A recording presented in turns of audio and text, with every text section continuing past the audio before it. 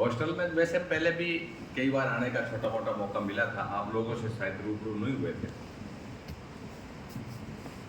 और जब अभी हम करीब आधा घंटा से हॉस्टल के बारे में चर्चा कर रहे थे ऑफिस के अंदर, और उससे मेरे को ये जो महसूस हुआ कि राजस्थान में करीब करीब, क्यों मैं खुद भी नागौर के समाज कल्याण छात्रावास में पढ़ा 11वीं तक, तो हॉस्टलों की जो स्थिति सब जगह का वार्डन होते हैं, सरकार के द्वारा संचालित है, कई प्राइवेट संचालित है। तो पहले तो उनको महात्मा गांधी छात्रावास बोलते थे, ये समाज कल्याण छात्रावास, ये दो प्रकार के।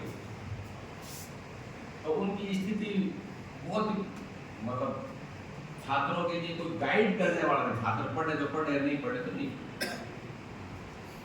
आपने जब से संचालन लिया, उससे पहले की स्थिति के बारे में नई बात करें तो ही बढ़िया है, ऐसी स्थिति।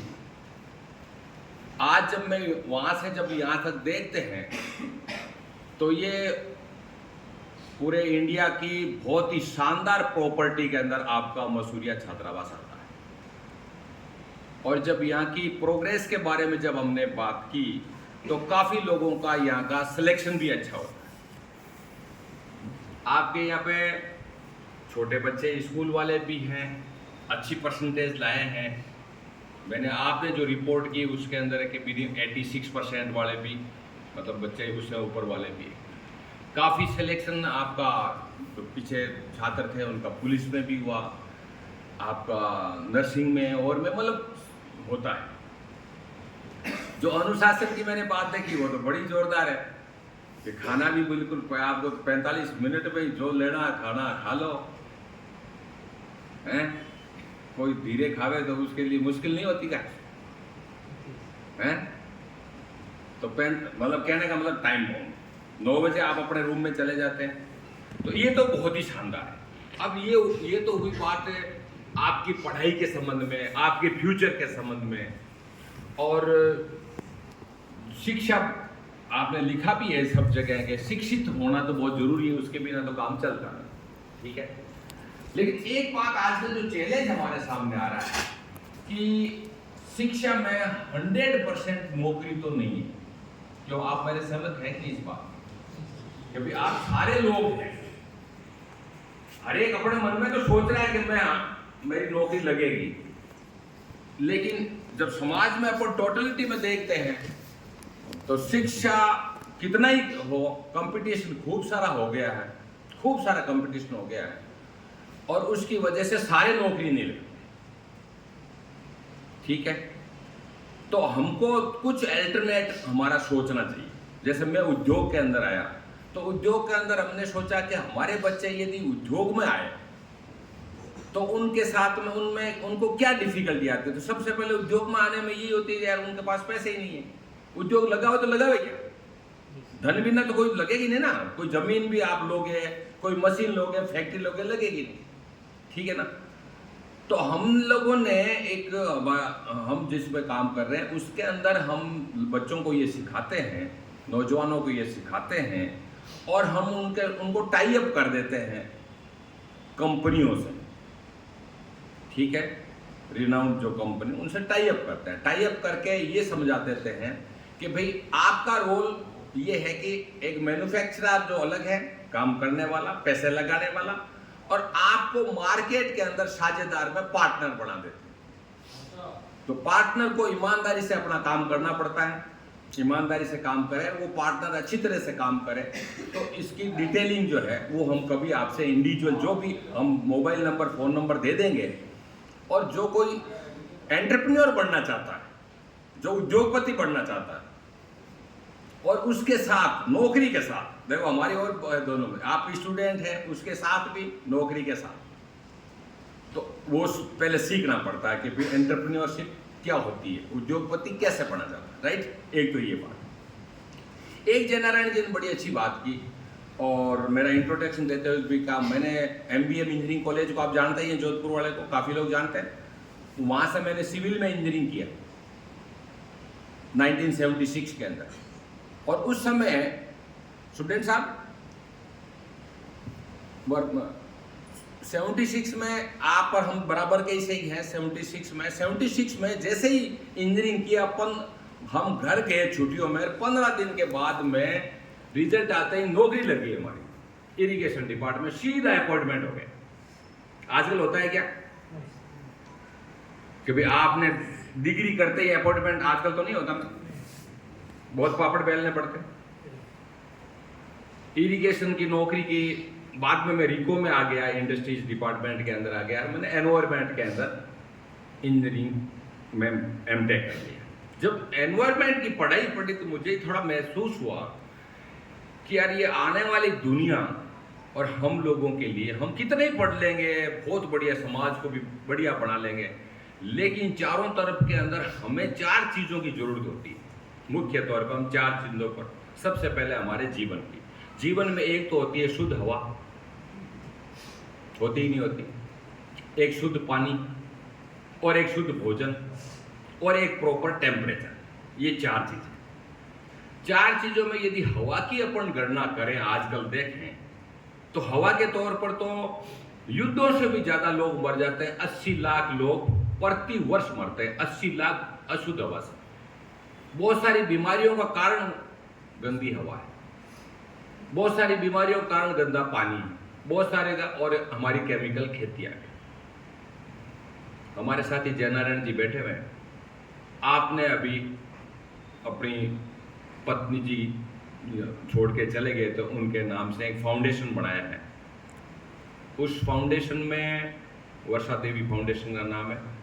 जो बच्चा, जो आप में से कोई एग्रीकल्चर के फील्ड के अंदर, उसको सब सिखाएंगे और वो अपने पैरों पर खड़ा होना चाहता है तो उसको भी इन्होंने स्कॉलरशिप भी है एग्रीकल्चर में, और सिखाने का भी धंधा है सारा, फ्री ऑफ कॉस्ट, कोई प्रकार की कॉस्ट का कोई सवाल नहीं।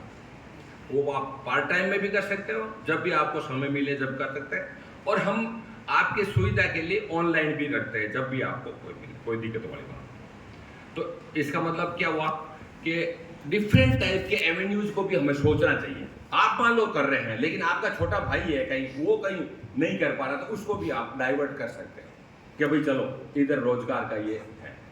क्यों बिना रोजगार के तो सक्षम है। जब बाबा साहब अम्बेडकर की कल जयंती थी, अपन सब ने मनाई थी, तो उन्होंने उस समय तो स्कूल जाने ही नहीं देते थे, आपको पता ही है ना। तो स्कूल जाने का अधिकार हमको मिल गया, शिक्षा का अधिकार। अब सवाल दूसरा होता है शिक्षा कैसी हो। अब हमारा तो सुझाव ही है कि शिक्षा के अंदर एक तो भाईचारा होना चाहिए, आपस के रिलेशन, आप लोगों के जो संबंध है ना वो पूरी जिंदगी रहेंगे। ये मैं बता दूं, आप जो हॉस्टल में रह गए ना तो जिंदगी भर के संबंध रहते हैं। हमारे साथ के लड़के आज भी वो जिंदगी भर संबंध रहते हैं। इसका मतलब है हम जहां भी जाएंगे तो वहां रहते, कहते हैं एक पढ़ा हुआ होता है, एक बना होता है, कहते हैं ना गुणा हुआ। तो आप जब गांव में जाते हैं तो सबसे अच्छी तरह मिलेंगे, बातचीत करेंगे, तो आपका हो गया यार वो मसूरिया हॉस्टल में ये लड़का पढ़ा हुआ है। अलग से मसूरिया हॉस्टल की ये छाप होनी चाहिए कि यार ये लड़का कहीं व्यावहारिक ज्ञान में भी पीछे नहीं है। ठीक है, तो इसके लिए हमारा एक एजुकेशन संस्था है हमारी, जिसका नाम है ब्रिट वर्ल्ड वाइड एजुकेशन सिस्टम। उसमें भी हम फ्री और कॉस्ट सारी शिक्षाएं देते हैं, सारी शिक्षाएं देते हैं परिवार को। अब मैं लास्ट के अंदर आपको आज एक न्योता देने आया हूं 3 मई के दिन। अब 3 मई को पता नहीं बाहर संडे सर, ऐसा संडे को 11 बजे से 4 बजे खाना तो आपको खा के आना पड़ेगा। हम एक सेमिनार कर रहे हैं और सेमिनार का उद्देश्य आप लोगों के लिए सीधा है कि आपका जीके बढ़े। कंपटीशन की कोई तैयारी करते हैं तो उसमें जीके का आपका और बोलने का भी मौका मिलेगा। आप में से कोई बोलना चाहेंगे, उसका सब्जेक्ट अभी का जो ज्वलंत सब्जेक्ट है वो रख रहे हैं कि आम आदमियों को, गरीबों को, महिलाओं को, बच्चों को, पूरी दुनिया के लोगों को, वनस्पति को, जीव जानवर को क्या नुकसान हो रहा है, ठीक है ना। और इसका पर्यावरण पर क्या इफेक्ट होता है। जैसे मान लो एक बार एनटी का है, ट्राइब उसमें आता काउंटिंग, कि सेकेंड वर्ल्ड वॉर में जितने बम पड़े थे टोटल, उससे ज्यादा पर्यावरण का इफेक्ट होता है। गाजा अकेले यार युद्ध तो वहां हो रहा, हमारे क्या फर्क पड़ता है। लेकिन अब आजकल पता लग गया कि यार आपकी रसोई के अंदर यहाँ तो ढाई की बात है, 2500 का सिलेंडर लेके आए। मैंने कहा हमारा 2000 का लिए, फर्क पड़ गया ना। युद्ध तो वहां हो रहा है। तो हमारी धारणा ये है कि अब जमाना, जब बस आपने जब ये बात कही थी कि अभी भारत के स्वतंत्र देश है, आपस में जुड़े हुए, इसको हम बोलते हैं इंटरडिपेंडेंट, और इसलिए एक दूसरे के बिना हमारा दुनिया में काम चलता ही नहीं। इस बात को समझने के लिए आप लोग भी समझे, क्यों अभी नए ऐसे कोर्स तो नहीं आए हैं। अब आप एआई में जो व्यक्ति हासिल कर लेगा एआई को, वो तो आगे बढ़ेगा। एआई को यदि अपन ने ये छोड़ दिया कि ये मेरे काम की नहीं है, तो वो सारे स्टूडेंट्स को एग्जाम, अकबर बादशाह के बारे में कोई आपने सवाल पूछ लिया था, क्या था, कैसे हुआ, उसने किसने यूज की, अब महाराणा प्रताप का डाल के दे क्या करती है कि एआई, अभी जो एआई है वो तो जो आपके पास अभी डाटा है उसके अनुसार आपको उत्तर देता है। आगे आने वाले जमाने में क्या होगा, एआई सोचने का काम भी करेगी। देख लो मजे की बात, मेरी बस की बात है सोचने की, मैं ज्ञानी हूं। अब आगे वो एक ऐसा तरीका आ रहा है जिसके अंदर वो आपको बता देगा। अभी आप एक कोई बच्चा अभी पिछले महीने कोई बीमार तो नहीं हुआ, कोई ब्लड टेस्ट कराया किसने, किसी एक बच्चे ने, कोई ने, पर पहलवान जी या है खाना बढ़िया तो बीमार क्यों होंगे।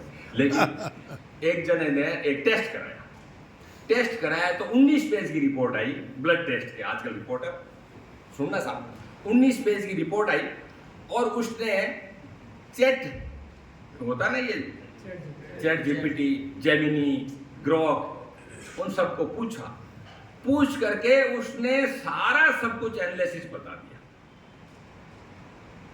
जैसे आज का समझदार लोग क्या करता है, गांव में भी वो जो पुराना दादाजी कुछ नहीं समझते, लेकिन वो छोरे कहते ले ये मैं शहर से टिकड़ी लेके आया हूँ और तू इसकी फोटो लेकर के मुझे बता इसमें क्या है, तो वो बता देते हैं दवाई के अंदर ये चीजें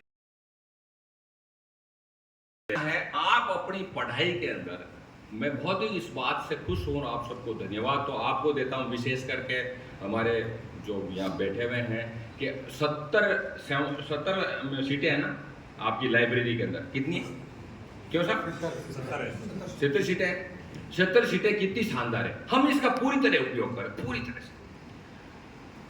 और जो एक्स्ट्रा मेहनत करेगा वो कामयाब एक ही व्यक्ति हो सकता है। शाम को 5 बजे छूटते हैं या 6 बजे छूटते हैं, तो वो तो एक हो गया आपका भरण पोषण वाला खाने पीने अचीवमेंट। और जिंदगी में एक ख्वाब बना के जाओ कि हमारे ये काम आ रही है हॉस्टल, तो हम भी किसी के काम।